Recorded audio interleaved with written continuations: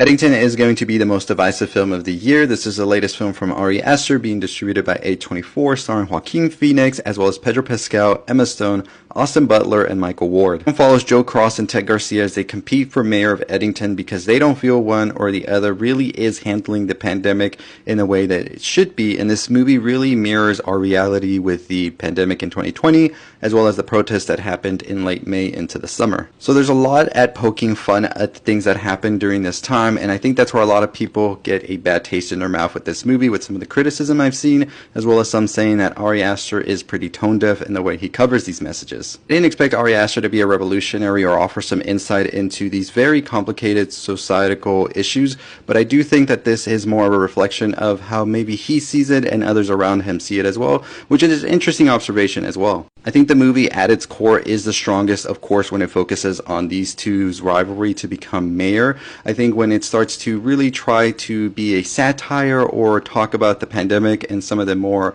societal issues, it's where it really starts to get a little bit weak, but it's always brought back with these two's rivalry, especially in that third act. This movie takes a turn that you do not expect at all. Though I do understand the message that Ari Aster is trying to portray in this movie, I think the delivery isn't all the way there or as strong as it should be, but I do think that he's able to finish this movie on a high note, and I think overall I truly enjoy this movie. I think it's a great neo-western. I think Joaquin Phoenix, Pedro Pascal, Emma Stone, everybody here is giving an amazing performance throughout, especially Michael Ward in that third act. And I think the film getting everybody to talk about this and also talk about some of those events that happened 5 years ago is great to bring it back up, because I think that we don't have a moment where we have healed or even come to terms with this situation here. And if Eddington is able to do that, whether it pisses you off or makes you excited for what Ari Aster does next, I think it's a good thing. So I definitely did enjoy Eddington. More thoughts soon. Stay tuned.